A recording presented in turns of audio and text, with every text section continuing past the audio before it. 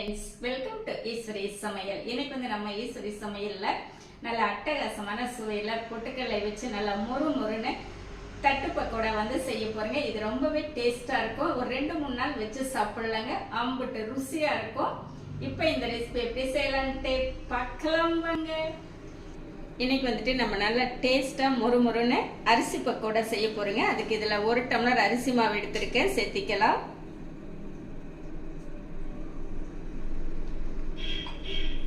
அரிசி மாவு எடுத்த அதே டம்ளர்ல 1/2 டம்ளர் பொட்டுக்கடலை மாவு எடுத்திருக்கேங்க, சேர்த்திக்கலாம்.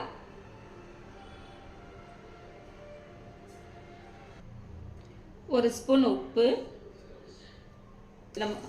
1 ஸ்பூன் வெண்ணெய் வந்து இந்த மாதிரி உருக்கி எடுத்திருக்கேங்க, சேர்த்திக்கலாம். இப்போ சேர்த்திட்டு நல்லா கலந்துக்கலாங்க. அந்த உப்பு வெண்ணெய் எல்லாமே நல்லா மிக்ஸ் ஆகிற மாதிரி நல்லா கலந்துக்கலாம்.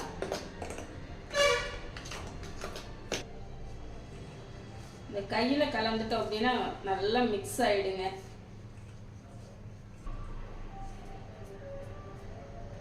நல்லா மிக்ஸ் பண்ணிட்டுங்க. அடுத்து 1 கைப்பிடி அளவு சின்ன வெங்காயம் வந்து நல்லா தட்டி எடுத்து வச்சிருக்கேங்க.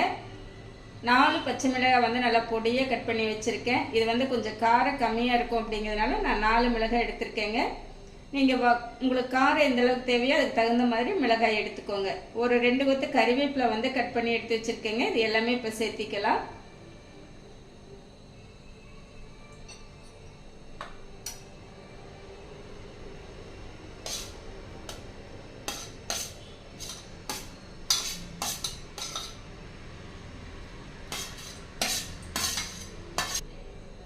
ஒரு ஸ்பூன் அளவு இஞ்சி பூண்டு வந்து நல்லா தட்டி வச்சிருக்கேங்க, இதுவும் சேர்த்திக்கலாம். 1 ஸ்பூன் அளவு சோம்பு எடுத்திருக்கேங்க, தேய்ச்சி போட்டுக்கலாம். உங்களுக்கு சோம்புக்கு பதிலாக ஜீரகம் சேர்க்கறதுனாலும் சேர்த்திக்கலாங்க.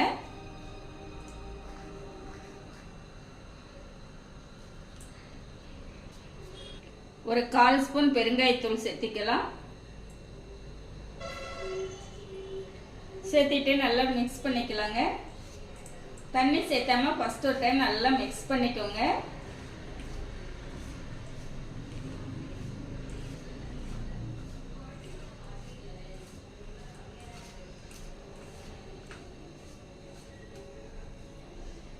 கொஞ்சம் கொஞ்சமா தண்ணி சேர்த்து நல்லா கெட்டியா பக்கோடா பக்குவத்துக்கு பிசைஞ்சுக்கலாங்க.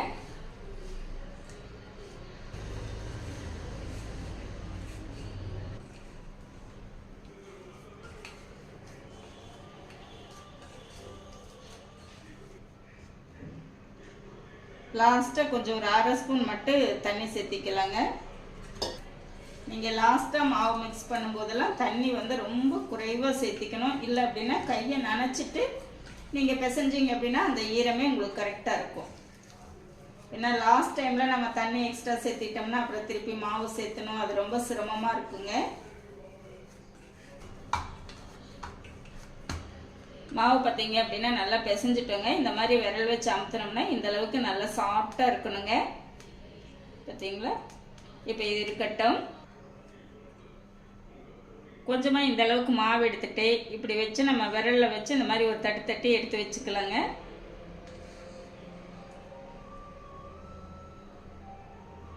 பார்த்தீங்களா? இந்த மாதிரி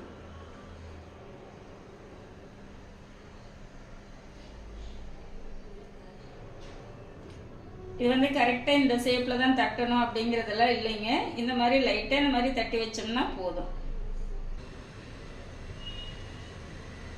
இப்போ பாருங்கள், இந்த மாதிரி நம்ம ஒரு தட்டில் இந்த மாதிரி தட்டி வச்சிட்டோம் அப்படின்னா எண்ணெய் கஞ்சா உடனே எடுத்து போட்டுடலாம்.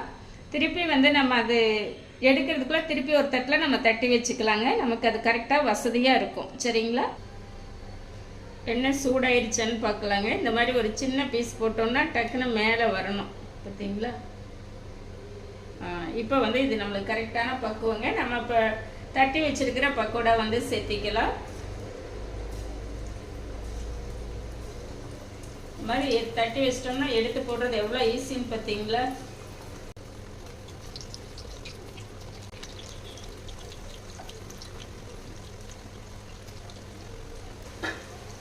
ஒரு 2 நிமிஷம் விட்டு கொஞ்சம் அது அப்படியே மேலே வந்ததுக்கப்புறம் நம்ம திருப்பி விடலாங்க. இப்போ எல்லாமே அப்படியே மேலே வந்துடுச்சு பார்த்தீங்களா? இப்போ அப்படியே நம்ம திருப்பி விட்டுறலாங்க.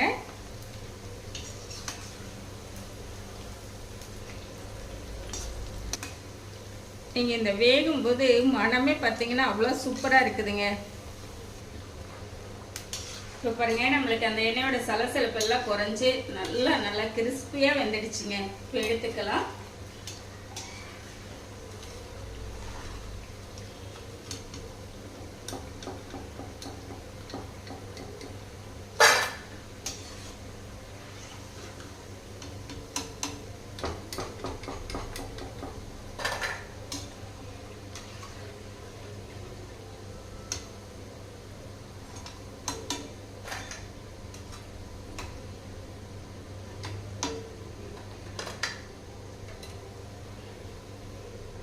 அடுத்து இனி ஒரு பேட்சும் சேர்த்திக்கலாங்க.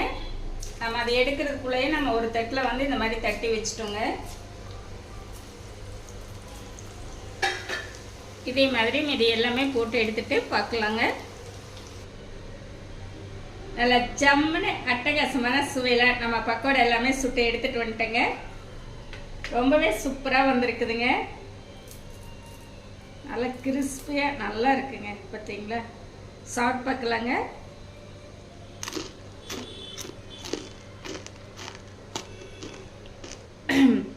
அப்படி ஒரு டேஸ்ட்டாக இருக்குதுங்க. இந்த பக்கோடா வந்து டீயோட வச்சு சாப்பிட்றதுக்கும் ஸ்நாக்ஸாக சாப்பிட்றதுக்கும் அவ்வளோ ஒரு டேஸ்ட்டாக இருக்கும்.